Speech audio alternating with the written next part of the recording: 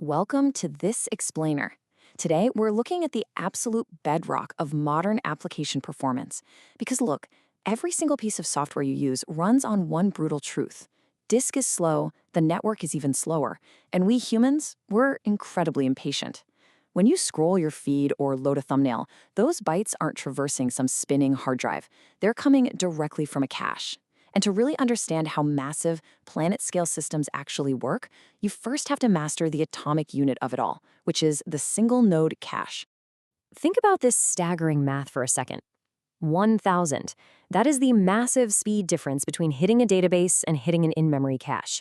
A standard database query, that might take 50 milliseconds. A cache lookup, 50 microseconds.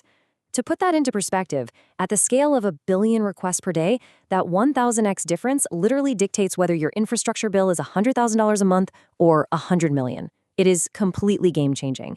But before we even start architecting one, we really have to get into the right mindset. Pretending memory is infinite is a guaranteed way to create a massive system outage. When you build a cache, you're dealing with a bounded resource. If memory is finite, we have to make some tough choices. We have to explicitly decide what data survives and what gets kicked out. Okay, let's dive into this. We're going to tear down and rebuild a production-grade cache step by step. We'll start with the blueprint, look at storage and communication, tackle memory and eviction, cover the data lifecycle, solve a really interesting single-threaded paradox, and finish up with the reality of running this in production. All right, part one, the blueprint, the atomic unit of scaling. Fundamentally, a single node cache is actually pretty simple. It's really just a bounded hash table with a layer of intelligence built right on top of it. And that intelligence comes down to solving four specific structural pillars. First, the storage engine. Where does the data actually live? Second, the communication protocol. How do our clients talk to it? Third, memory management. What on earth happens when it fills up? And fourth, the data lifecycle. How do we expire old data? Pretty much everything we discuss today is about solving the constraints of these four exact pillars.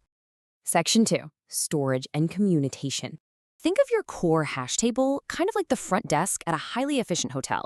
You hand over a name, you instantly get a room key. But how do you efficiently ask the clerk for that key? And this brilliantly illustrates the sheer cost of talking.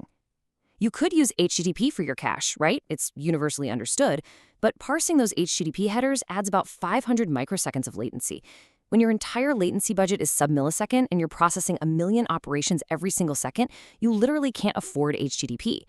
This is exactly why a system like Redis uses a custom text-based protocol over raw TCP. It completely sacrifices universal tooling just to strip that latency overhead down to a mere 50 microseconds. Moving to Section 3, memory and eviction, and the Z-Malloc tracking pattern. So what happens when your hotel inevitably runs out of rooms? Standard memory allocation won't warn you. The operating system will just step in and violently kill your process. To prevent this, caches use the Z-Malloc pattern to track every single byte against a fixed bound. And when it's full, they must evict. Who you choose to kick out completely shapes your hit rate. Consider LRU, or least recently used. It functions like a clean desk policy. The papers you touched most recently stay right on top. Everything else gets recycled. Now that's great for something like a news feed. But if a nightly analytics job decides to scan your database, it wipes your clean desk entirely. On the flip side is LFU, least frequently used. This is more like a library system. Books checked out heavily stay on the popular shelf. But the big risk here is keeping a 10-year-old bestseller forever, just because its historical count is artificially high. But there is a hidden massive cost to perfection here. To implement a perfect, true LRU policy, you actually have to attach a doubly linked list pointer to every single key. On a 64-bit system, that is roughly 24 bytes of overhead per key purely for metadata. Plus, chasing those pointers across different memory pages completely destroys your CPU cache efficiency. At scale, perfection is just way too expensive. So the crucial point is that approximation beats perfection. A system like Redis uses absolute probabilistic genius here. Instead of perfect, heavy tracking, it just randomly picks 5 keys, tosses them into a persistent 16-slot eviction pool, and kicks out the worst one. And because that pool persists across cycles, the bad candidates naturally stick around to be evicted next time. By completely ditching the doubly linked list, this random sampling approach saves gigabytes of RAM. We're talking about a 3x memory savings here, all while staying roughly 95% accurate. Absolutely brilliant. Part 4, the data lifecycle. How do we handle stale data? So Eviction handles a full memory state, but what about data that just naturally goes stale over time? We can't ignore expiry, but we also can't afford to constantly scan all our keys. Production systems solve this with a really clever three-pronged hybrid strategy. First is lazy deletion. Whenever a client happens to ask for a key, the cache checks if it's expired right then and deletes it in line. Believe it or not, that handles 80% of the cleanup completely for free. Second, instead of building a heavy, active expiration priority queue, they use random sampling again. Every 100 milliseconds, the cache checks just 20 random keys that have a time to live set. Third, if more than 25% of that tiny sample is expired, the system assumes there's a huge batch of garbage sitting around and immediately repeats the cycle. It aggressively adapts, but without ever locking up the system in a massive slow sweep.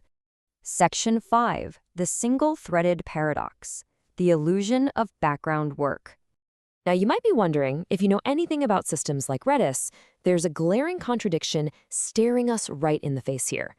How on earth does a single-threaded cache do all this active background sampling? Because remember, any blocking operation you perform would instantly stall every single connected client that's waiting for a response.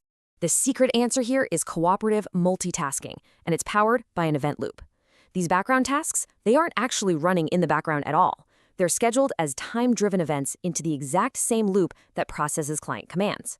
The cache gives these tasks a very strict execution budget, say just 1 millisecond. It does a tiny bit of cleanup and then immediately returns to the clients. This grants zero lock contention and blazing fast speed. But it means you, as the user, must cooperate. Never ever run a massive command like keys in production. You will literally stall the entire event loop. Always use incremental cursors like scan instead. And finally, Section 6, production reality, operating at Google-level scale. Look, building a cache in a vacuum is one thing. Operating it under intense production stress is an entirely different beast. Let's look at some real-world failure modes.